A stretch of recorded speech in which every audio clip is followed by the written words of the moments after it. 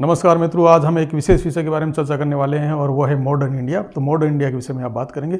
Modern India मतलब आधुनिक भारत, और आधुनिक भारत का मतलब है कि जब यूरोपीय लोग हमारे देश में आए और उन्होंने हमारे देश में उपनिवेश बनाया, उस समय से हम इस विषय को देखेंगे।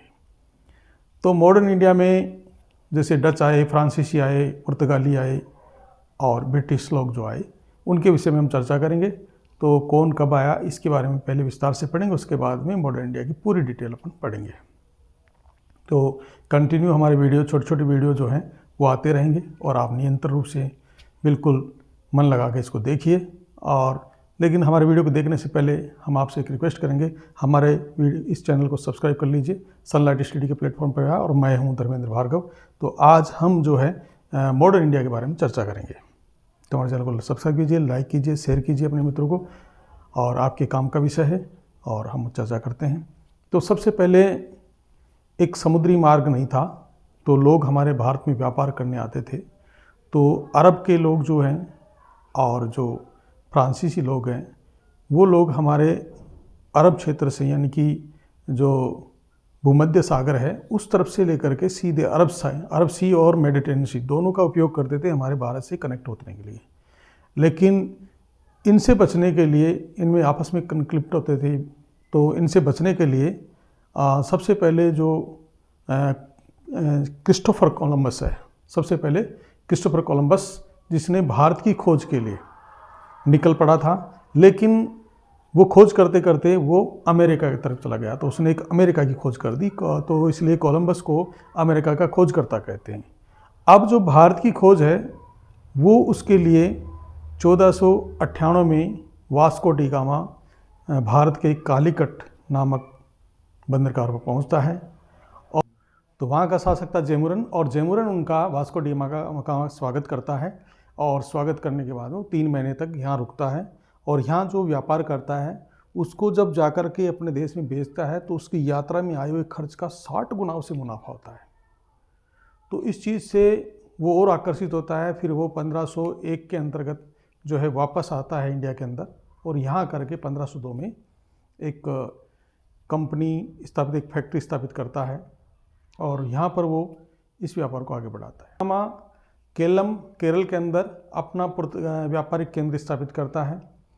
लेकिन जहाँ वो वहाँ के राजा से वह रिक्वेस्ट करता है कि भाई जो भी मुस्लिम व्यापारी हैं उनको आप यहाँ से बाहर निकाल दीजिए, लेकिन वो राजा नहीं मानता है।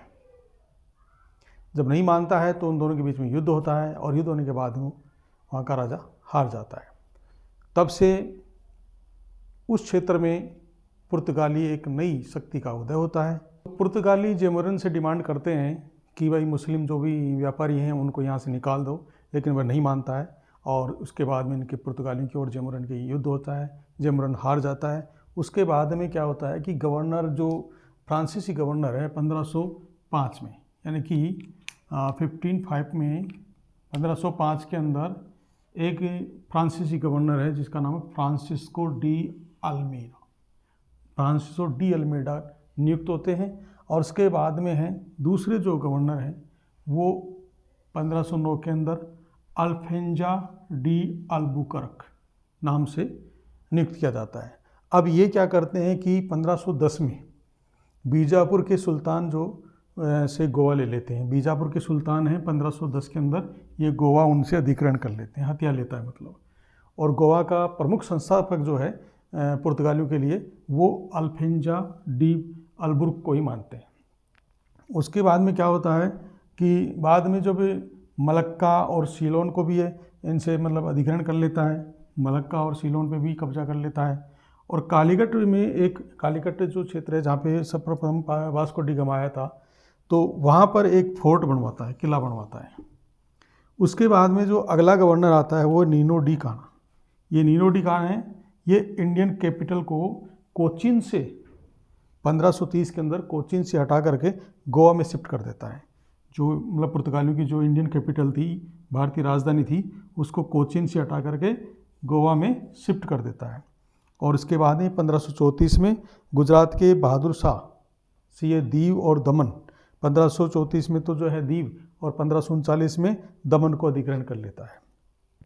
इसके बाद 1600 तक गोवा, दमन, दीव को अधिग्रहण तो अब पुर्तगाली हैं जो 1600 तक गोवा दमन दीव को अधिग्रहण कर लेते हैं और 1600 में शाहजहाँ के एक सेनापति थे जिनका नाम था कासिम खान, उनके हाथों ये हुगली खो देते हैं और 1600 के बाद में पुर्तगालियों का पतन होना शुरू हो जाता है।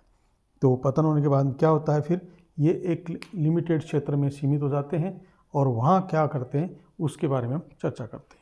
जो हुगली है वो कासिम खां के हाथों हार जाते हैं और 1661 के अंतर्गत जो पुर्तगाली राजकुमारी से जो चार्ल्स द्वितीय हैं राजकुमार हैं वो विवाह कर लेते हैं। तो इस एवज में ये जो पुर्तगाली हैं वो इंग्लैंड को मुंबई जो है बॉम्बे वो गिफ्ट में दे देते हैं। तो इनका एक सीमित क्षेत्र रह जाता है और वो सीमित क्षेत्र है जैसे कि गोवा दमन और दीव, तो यहाँ पर एक क्षेत्र में रहते हैं और इनका यहाँ आधिपत्य 1961 तक बना रहता है। तो ये 1961 में कैसे छोड़ते हैं इस बारे में। तो गोवा में पुर्तगालियों का शासन 1510 से स्टार्ट होकर के 1961 तक रहा और जब इन्होंने भारत देश आज़ाद हुआ तो पुर्तगालियों से पुर्तगाली जो कॉलोनियाँ हैं उनको 27 फरवरी 1950 में पुर्तगाली कॉलोनी के विषय में भारत सरकार ने पुर्तगाल से बात करना चाहिए, लेकिन पुर्तगाल ने साफ इनकार कर दिया क्योंकि वे इसे अपने पुर्तगाल का हिस्सा मानते थे।